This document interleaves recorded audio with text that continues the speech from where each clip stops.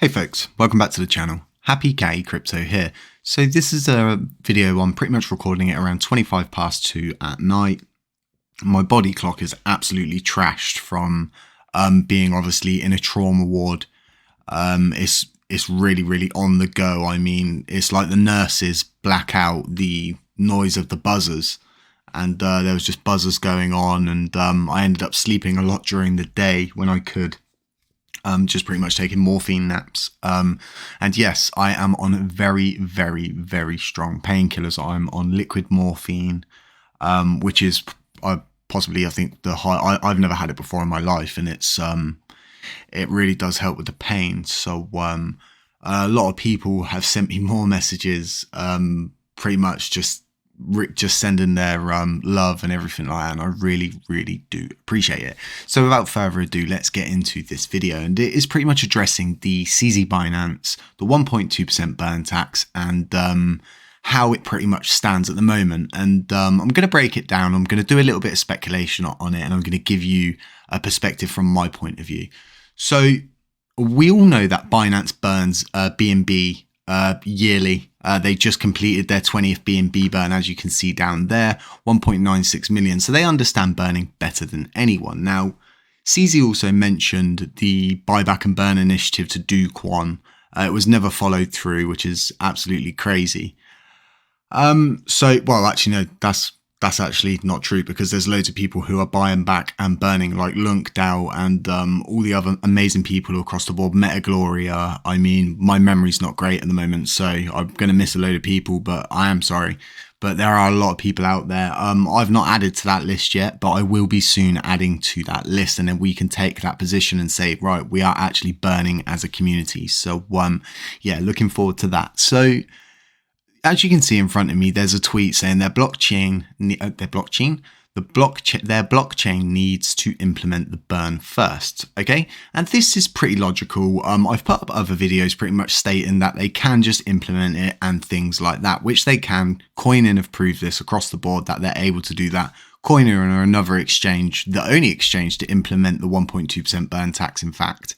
Even be it little, it's still an implementation, and it's proof in the pudding, so to speak. But the way that I'm looking at this now and sitting in my hospital bed, I see CZBINANCE as a businessman. I see him as a guy who likes to make money. Obviously, he wouldn't be as successful as he is if they didn't basically make bank every year. So him saying this is pretty much him saying that he would like to see us as a community implement it first, and that's totally normal.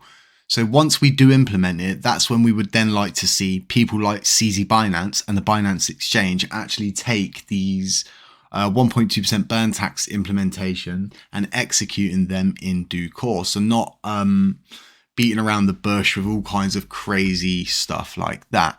So now what I want to cover is also the Binance main withdrawal wallet. So as you can see, if I get here we go. Sorry, my internet went down for around an hour, which was absolutely horrible because I just got home, and that's not what you want to see when you've just been discharged from hospital.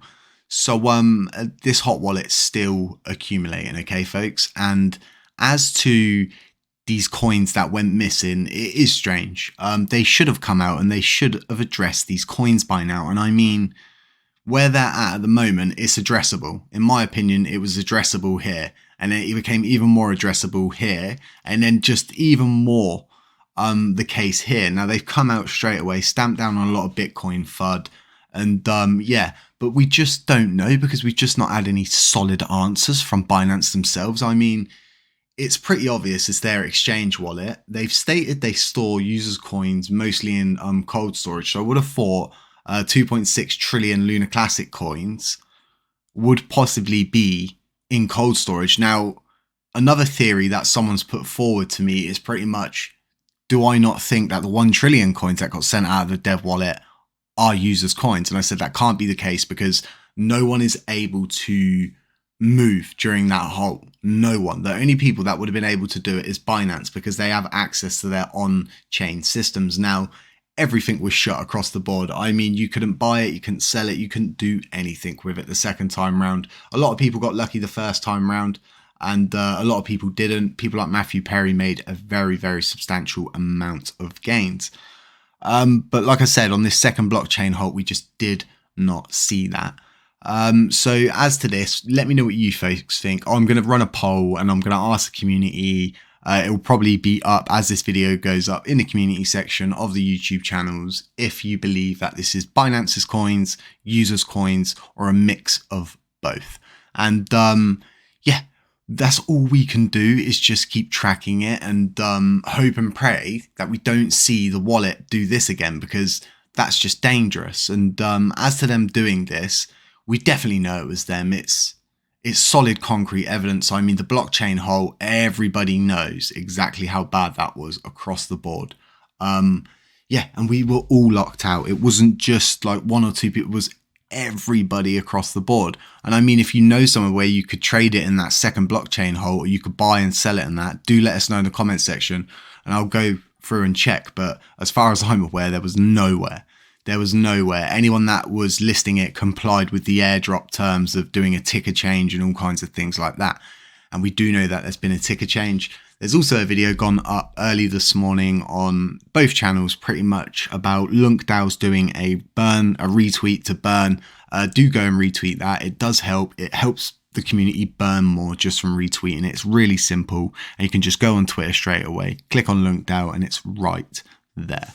And the other videos are pretty much just talking about validators and addressing the burning that's actually going on by actual burners. There's a lot of, I mean, there's so many projects out there now that are saying they're going to burn and all these amazing things, and that's really good. But obviously, until they actually start burning, we can't forget about these projects that are burning, like Metagloria, who are burning 13 million Lunk over the next 13 days, and LunkDAO, who's burning all the time. We just can't forget our roots. We can't forget where we came from, because these sort of people they're the pillars of the community, because they inspire other people. And I mean, LunkDAO inspired me to start the Burn Initiative for you folks. And here we have a monetized channel dedicated to burning Lunar Classic. Obviously not Happy Catty Crypto, because it's only until the 31st of August, which is totally understandable, because at the end of all of this, I will need to be paid, because it's just totally normal for that to be like that. But don't worry, I will always be giving lots back to the community all the time, as you folks know. So yeah, have a really, really nice day. And like I said, it's just a bit of speculation there about what I believe Binance want to see, what the outcome could be, and when they would possibly implement it. And as to all of the misinformation going around, there's a lot of people saying the 1.2% burn tax is getting implemented tomorrow because it's Friday, or it's going on Monday. And this is just not the case, okay, folks? It's still in integration tests. There's been no update. So yeah, the second there's an update on that situation, you folks are always the first to know. Yeah, so do keep an eye out for that. But like I said, I would always straight away, the second I knew that, you folks would know it. So yeah, beware of scammers, doppelgangers, anybody pretending to be me or the Happy Catty Crypto channel. You can find me on Twitter, Happy Cat Crypto. The crypto is spelled KRIPTO, and you can also find me in the Terra Rebels Discord and the OG Lunatics Discord as well. That Discord's been around for some time. I believe Matthew Perry is the owner of this channel. Let me just check. He's an admin, sorry. He's not an owner, but he is an admin there. And yeah, Clan Mudhorn's in there too. So don't forget that just because there's another community that have their own Discord, don't shun them because they're not in the same Discord, or they might loiter around in that Discord more. We need to be always welcoming, arms open to all people that are willing to do the right things. And yeah, and just preach the word, pass on the good faith, and really stub out on all that FUD, hopium, and all them kinds of crap things that it turns people into,